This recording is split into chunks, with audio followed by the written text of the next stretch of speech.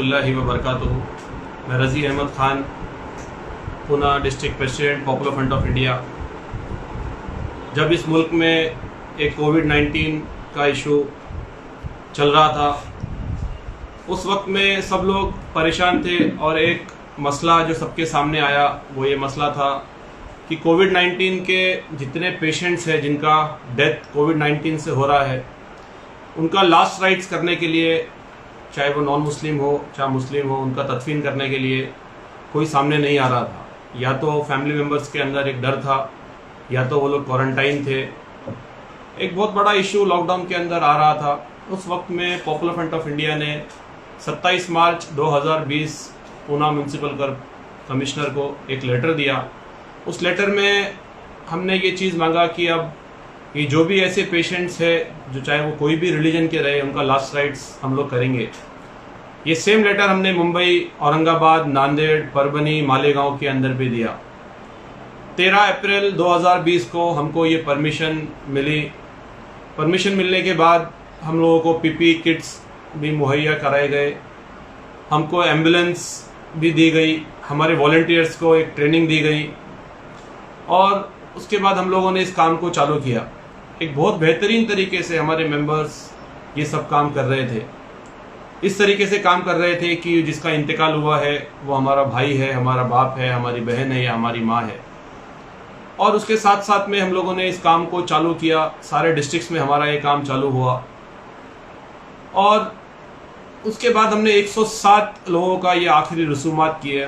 काफ़ी जगह पे हम लोगों ने नॉन मुस्लिम बॉडीज़ को भी जो उसका लास्ट राइट्स था वो किया। बाद में अचानक 2 तारीख को 2 जून को हमको एक मैसेज आया कि पॉपुलर फ्रंट ऑफ इंडिया को इसकी जो परमिशन थी वो कैंसिल कर दी गई। पहले हमको इसकी परमिशन दी गई और बाद में हमको एक ये आया कि आपकी परमिशन जो है वो कैंसिल कर दी गई। हम लोग अचानक में शॉक हुए कि ऐसी बेहतरीन तरीके से, एक सिस्टमेटिक तरीके से हमारे मेंबर्स इस काम को कर रहे हैं। हम लोगों ने इस वक्त में ना रात देखा, ना दिन देखा, ना धूप देखा, ना बारिश देखा। कितने वक्त हमारे वॉलंटियर्स ने खजूर लेके भी कब्रिस्तान के अंदर गए और कब्रिस्तान में जाके वहाँ पे रोज़ा खोला, तदफीन किया। तदफीन के बाद लगातार 5 बॉडीज़ करने के बाद भी सुबह हमारे मेंबर्स सहरी के टाइम में आए। हमारे 50 से ज़ायद मेंबर्स इस काम को कर रहे थे। 2 तारीख को जब 7 बजे हमारा ये परमिशन कैंसिल किया, उस वक्त में भी 3 बॉडीज़ दिनात मंगेशकर में और ससुन के डेड हाउस में बॉडीज़ थी। हमारा परमिशन कैंसिल होने के बाद भी जब कोई भी सामने नहीं आया, उस वक्त में हम लोगों ने रात में 2:30 बजे तक तेज़ बारिश के अंदर ये लास्ट राइट्स हम लोगों ने एक तदफीन का काम हमने किया। बाकायदा हमारे उलमाए कराम भी इस टीम के अंदर थे जो नमाजी पढ़ा रहे थे। जब हमने इस बारे में इंक्वायरी की कि ये तदफीन हमको, ये जो परमिशन हमको क्यों कैंसिल की गई, तो हमको इसका एक रीज़न ये बताया गया कि जो महाराष्ट्र के एक्स सीएम है फडणवीस, उन्होंने एक ट्वीट किया है और ट्वीट में ये पूछा कि ये जो ऑर्गेनाइजेशन है ये एंटी सोशल और एंटी नेशनल ऑर्गेनाइजेशन है। ये सारे एक बेसलेस एलिगेशंस थे, ऐसा कोई भी allegation popular front of India पे नहीं है।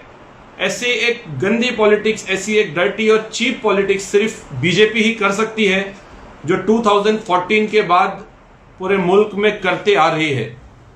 इस वक्त में जब पूरा मुल्क एक पैंडेमिक में लड़ने के लिए सारे धर्मों के लोग एक साथ सामने आए हैं। आपने देखा रहेगा कि देश पांडे जो एक हिंदू भाई थे, उनकी बॉडी का भी लास्ट राइट्स मुसलमानों ने किया। हमने अहमदनगर में एक मोरे नाम के एक भाई का किया। परभनी के अंदर हमने 2 हिंदू भाइयों की बॉडीज का लास्ट राइट्स किया। ऐसे टाइम में एक कम्युनल हार्मनी पूरे मुल्क में और पूरे महाराष्ट्र में एक कम्युनल हार्मनी बन रहा था, जो बीजेपी नहीं चाहती थी। उनका काम डिवाइड एंड रूल है। उस वक्त में फडणवीस ने एक ऐसा ट्वीट किया और ट्वीट करने के बाद हमारी परमिशन कैंसिल कर दी, जिससे हम लोग बहुत शॉक हुए। ये एक बहुत गलत हुआ हमारे साथ में। ये एक सवाल हम लोग पूछते हैं कि पॉपुलर फ्रंट ऑफ इंडिया ने जिसने 107 बॉडीज को तदफीन किया, पूना के अंदर अभी तक हम लोगों ने 90% मुस्लिम पेशेंट्स का जो तदफीन है वो पॉपुलर फ्रंट ऑफ इंडिया ने किया। उसके बाद ये हमारे साथ क्यों हुआ? अब इस चीज में हम लोग एक लीगल फाइट करेंगे और लीगल फाइट करके ये परमिशन हमारी वापस भी लेंगे जो बेसलेस एलिगेशन हमारे ऊपर लगाए गए हैं। यहाँ तक कि अगर हमको जरूरत पड़ी तो हम हाई कोर्ट के अंदर भी जाएंगे कि जिस तरीके से आपने हमारी परमिशन को कैंसिल किया वो तरीके से आप हमारी परमिशन दीजिए।